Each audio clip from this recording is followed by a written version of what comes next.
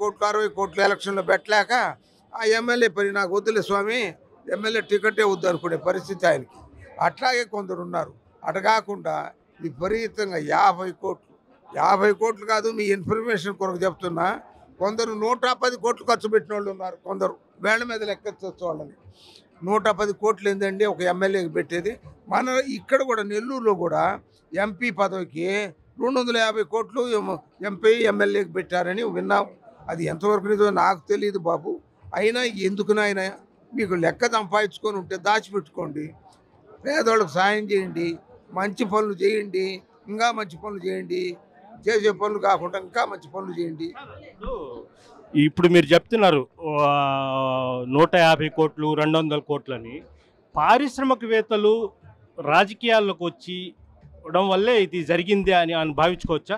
అది కాదు నాయన, పారిశ్రామికవేత్తలు వచ్చినా నేను కూడా చిన్న బుడ్డోడినే.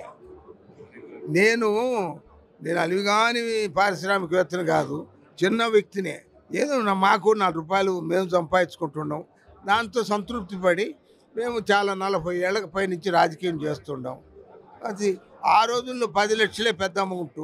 ఈరోజు 10 కోట్లు చాలవు కదా, 50 కోట్లు. ఎమ్మెల్యే అయితే 50 కోట్లు అంట, ఎంపీ అయితే మినిమం 100 కోట్లు, 150 కోట్లు, 200 కోట్లు. ఇట్లా ఏంటి బాబు ఇది? ఈ పద్ధతేనా ఇది? ప్రజలు కూడా మాకొద్దు పోవయ్యా, మీ డబ్బులు ఇవ్వద్దు, ఆ రోజు ఇచ్చిన డబ్బులతోనే మేము 5 ఏళ్ళు బతుకుతామా అనే పరిస్థితి రావాలి ప్రజల్లో కూడా. ఆ విధంగా వచ్చినట్లయితే దేశం బాగుపడుతుంది, రాష్ట్రం బాగుపడుతుంది, మన రాజకీయాలు బాగుపడతాయి.